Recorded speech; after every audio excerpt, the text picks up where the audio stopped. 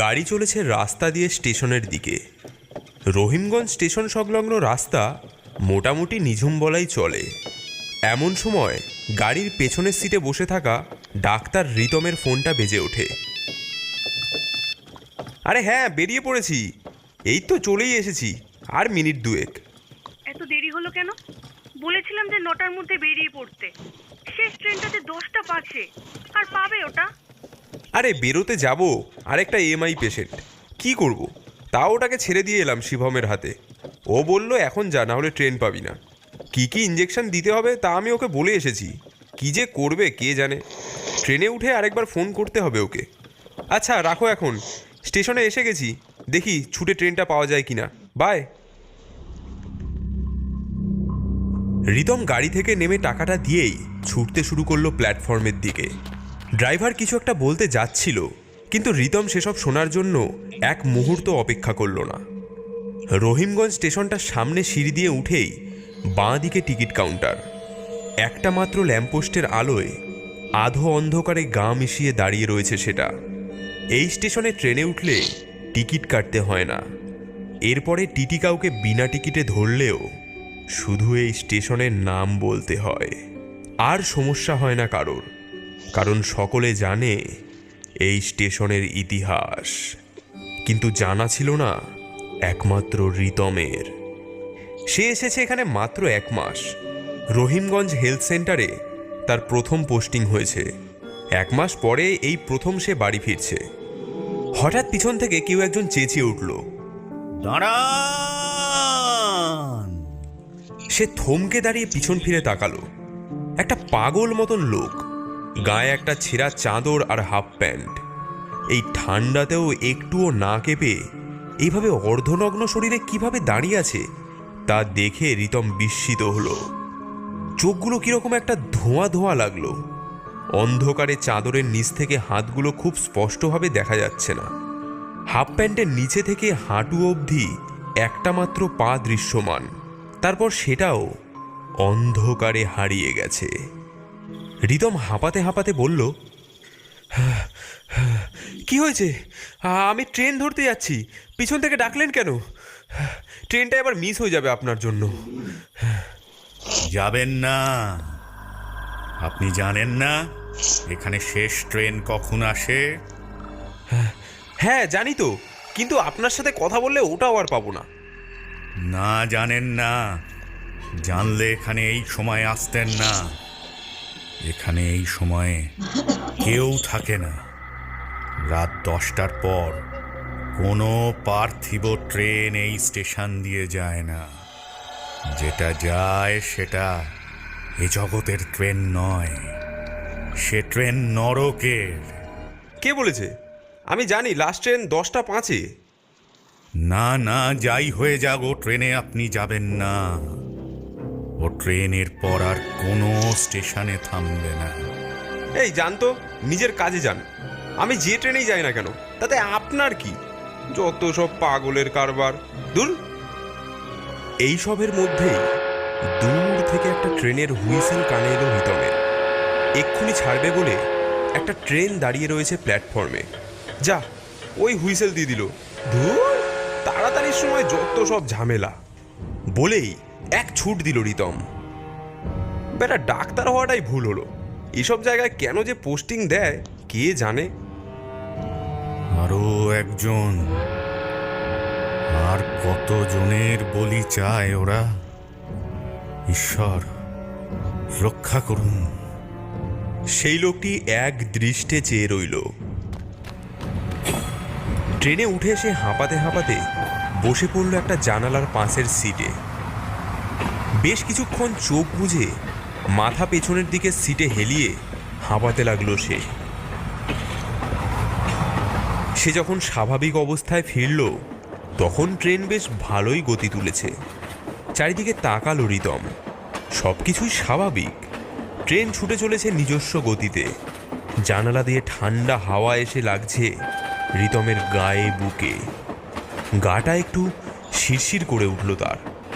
শেষ ট্রেন বলেই হয়তো ওর কামরাতে কোনো লোক নেই। পেছনের দিকটা যদিও দেখেনি সে, কিন্তু সামনে কোনো লোকই নেই। ফাঁকা সিটগুলোয় রাতের ঠান্ডা হাওয়া এসে ছুঁয়ে যাচ্ছে। কোনো লোক নেই কামরাতে। যদি চোর টোর আসে তাহলে তো সব যাবে। উফ, ঠান্ডা হাওয়ায় বড্ড শীত করছে। না, জানলাটা দেখছি আবার বন্ধ না করলেই নয়। বন্ধ করবেন না, ওর সময়েও নিজেই বন্ধ হয়ে যাবে। রিতম চমকে সামনের দিকে তাকালো। একটা লোক বুক পর্যন্ত চাদর দিয়ে ঢাকা, মাথায় একটা উলের মাফলার জড়ানো, মাথা নিচু করে বসে আছে তার সামনে। মুখটা খুব স্পষ্ট বোঝা যাচ্ছে না, হাতগুলোও হয়তো ঠান্ডায় সে চাদরের মধ্যে ঢুকিয়ে রেখেছে। সরি, আমার ঠান্ডা লাগছে তাই বন্ধ করছি জানলা। না, করবেন না। এই ট্রেনে যখন তখন জানলা দরজা বন্ধ হয় না। অনেকে মাঝ রাস্তা থেকে ওঠে এই ট্রেনে। মানে আমি কি দরজা বন্ধ করছি যে কেউ উঠতে পারবে না? আর আপনার দিকের জানলা তো খোলাই আছে, আপনার অসুবিধাটা কি হচ্ছে? আমার অসুবিধা নয়, যারা এই ট্রেনে উঠবে তাদের অসুবিধা হবে। আর তাদের অসুবিধা হলে কিন্তু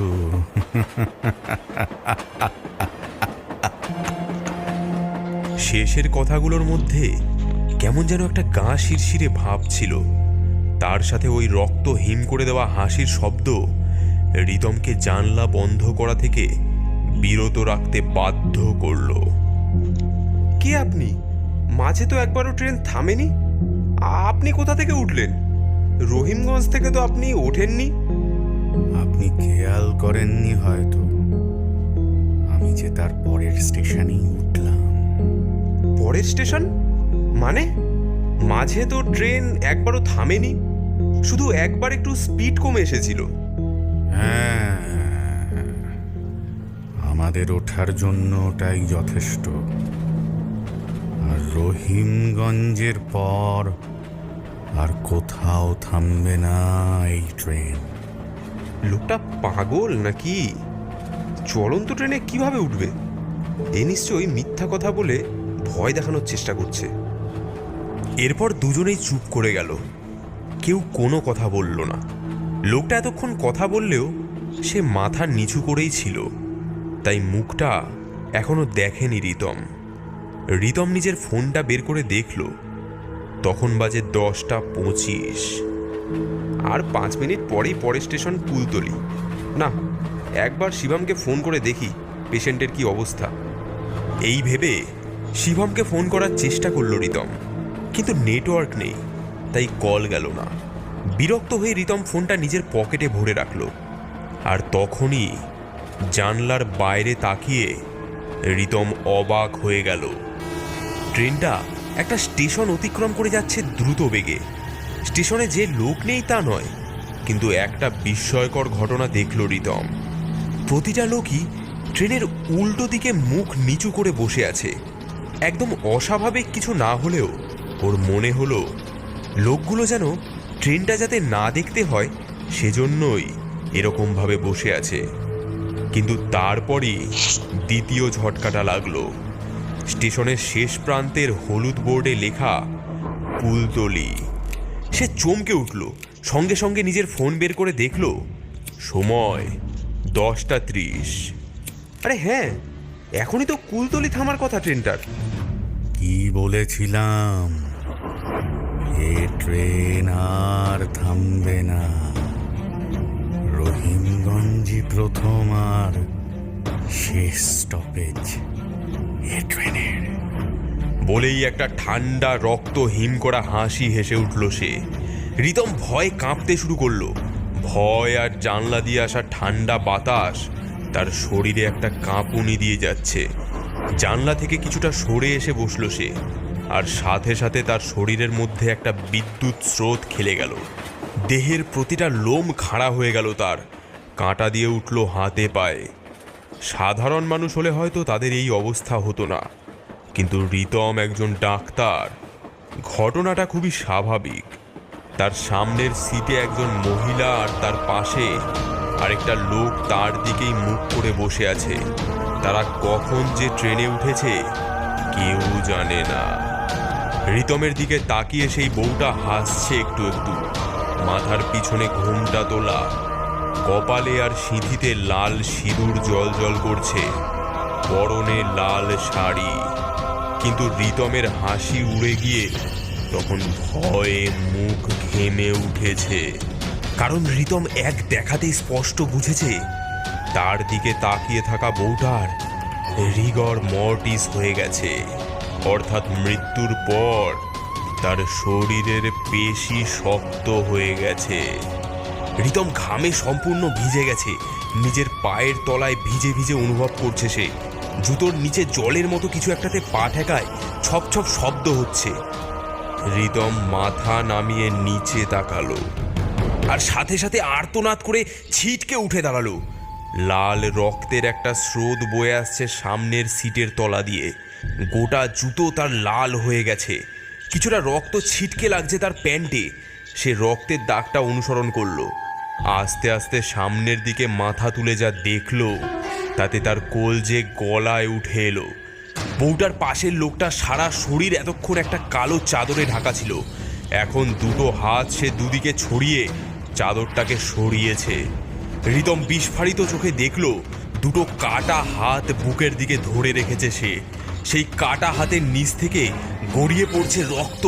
এতক্ষণ রিতম বসেছিল তাই বুঝতে পারেনি, এবার সে দেখতে পেল বউটার হাতের জায়গায় ব্লাউজ রয়েছে ঠিকই, কিন্তু তার নিচ থেকে হাত নেই, সম্পূর্ণ ফাঁকা। রিতম আর কোনো কথা বলার অবস্থায় ছিল না, সে চমকে উঠল পরপর কতগুলো শব্দে। সে দেখল এক এক করে প্রতিটা জানলা দরজা বন্ধ হয়ে যাচ্ছে জোরালো শব্দে, কাঠে কাঠে লোহায় লোহায় ঠক্করের প্রতিটা শব্দে রিতম চমকে চমকে উঠছে। সে ভয়ে একটা জানলার কাছে গিয়ে সেটা টেনে খোলার চেষ্টা করলো, কিন্তু অনেক কষ্টেও খুললো না সেটা। ভয়ে ভয়ে আবার নিজের সিটে গিয়ে ফিরল সে। খুলবে না, এত সহজে খুলবে না, এখন খোলার সময় হয়নি ওর। এসব কি হচ্ছে? হ্যাঁ, এখনো অনেক কিছু বাকি আছে হওয়ার। তার মানে কি বাকি আছে হওয়ার? গল্পের পরবর্তী অংশ থাকবে দ্বিতীয় পর্বে। বন্ধুরা, আমাদের এই গল্পটি আপনাদের কেমন লাগলো জানান কমেন্টের মাধ্যমে।